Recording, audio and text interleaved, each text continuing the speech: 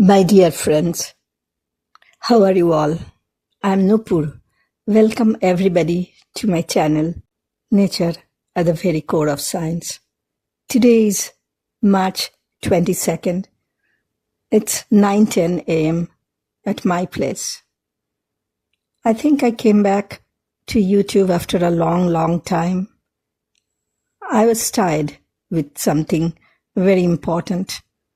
Too many appointments, too many chores to finish.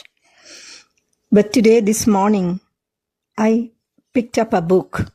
After a long time, I don't get much time to read a lot in one go.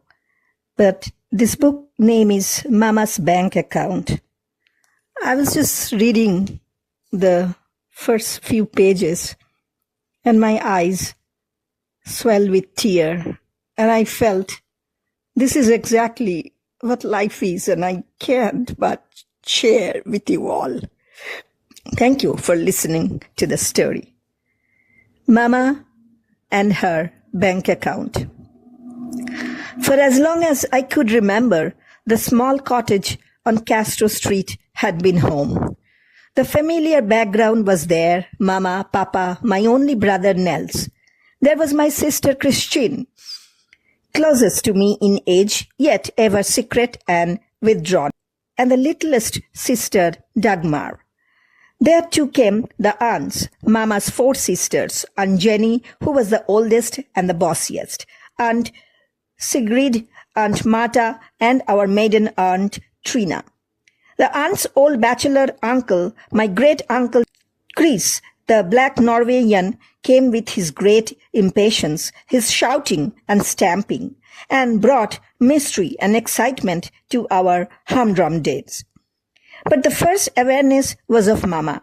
I remember that every Saturday night Mama would sit down by the scrubbed kitchen table and, with much wrinkling of usually placid brows, count out the money Papa had brought home in the little envelope. There would be various stacks. For the landlord, Mama would say, piling up the big silver pieces. For the grocer, another group of coins. For Katrine's shoes to be half soled. And Mama would count out the little silver. Teacher says this week I will need a notebook. That would be Christine or Nels or I. Mama would solemnly detach a nickel or a dime and set it aside. We would watch the diminishing pile with breathless interest. At last, Papa would ask, "Is all?" And when Mama nodded, we could relax a little and reach for school books and homework. For Mama would look up then and smile. "Is good," she'd murmur. "We do not have to go to the bank." It was a wonderful thing, that bank account of Mama's. We were all so proud of it. It gave us such a warm, secure feeling. No one else we knew had money in a big bank downtown. I remember when the Jensens down the street were put out because they couldn't pay their rent. We children watched the big strange men carry out the furniture, took furtive notice of poor Mrs. Jensen's shamed tears, and I was choked with sudden fear. This then happened to people who did not have the stack of coins marked landlord. Might this, could this violence happen to us? I clutched Christine's hands. "We have a bank account," she reassured me calmly, and suddenly I could breathe again. When Nels graduated from grammar school, he wanted to go on to high. "Is good," Mama said, and Papa nodded approvingly. "It will cost a little money," Nels said. Eagerly we brought up chairs and gathered around the table. I took down the gaily painted box that Aunt Sigrid had sent us from Norway one Christmas and laid it carefully in front of Mama. This was the little bank. Not to be confused, you understand, with the big bank downtown. The little bank was used for sudden emergencies, such as the time Christine broke her arm and had to be taken to a doctor, or when Dagmar got croup and Papa had to go to the drugstore for medicine to put into the steam kettle. Nels had it all written out neatly. So much for car fare, for clothes, for notebooks and supplies. Mama looked at the figures for a long time. Then she counted out the money in the little bank. There was not enough. She pursed her lips. We do not, she reminded us gently, want to have to go to the bank. We all shook our heads. I will work in Dylan's grocery after school, Nels volunteered. Mama gave him a bright smile and laboriously wrote down a sum and added and subtracted. Papa did it in his head. He was very quick on arithmetic. Is not enough, he said. Then he took his pipe out of his mouth and looked at it for a long time. I give up tobacco, he said suddenly. Mama reached across the table and touched Papa's sleeve, but she did not say anything, just wrote down another figure. I will mind the Elvington children every Friday night, I said. Christian can help me. Is good, Mama said. We all felt very good. We had passed another milestone without having to go downtown and draw money out of Mama's bank account.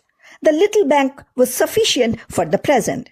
So many things I remember came out of the little bank that year.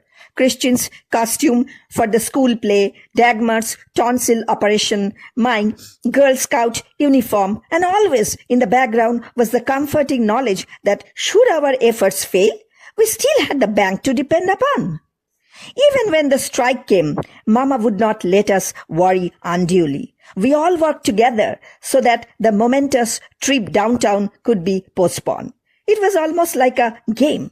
During that time, Mama helped out at Kruper's bakery for a big sack of only slightly stale bread and coffee cake. And as Mama said, fresh bread was not too good for a person, and if you put the coffee cake into the hot oven, it was nearly as nice as when first baked. Papa washed bottles at the Castro Creamery every night, and they gave him 3 quarts of fresh milk and all the sour milk he could carry away. Mama made fine cheese. The day the strike was over and Papa went back to work, I saw Mama stand a little straighter, as if to get a kink out of her back. She looked around at us proudly. Is good. She smiled. See, we didn't have to go down to the bank. That was 20 years ago. Last year, I sold my first story. When the check came, I hurried over to Mama's and put the long green slip of paper in her lap. For you, I said, to put in your bank account. And I noticed for the first time how old Mama and Papa looked. Papa seemed shorter now, and Mama's wheaten braids were sheen with silver. Mama fingered the check and looked at Papa. It's good, she said, and her eyes were proud. Tomorrow, I told her, you must take it down to the bank. You will go with me, Katrine? That won't be necessary, Mama. See, I have endorsed the check to you. Just hand it to the teller. He will deposit it to your account. Mama looked at me. Is no account, she said. In all my life, I never been inside a bank. And when I did not, could not answer, Mama said earnestly, "It's not good for little ones to be afraid, to not feel secure."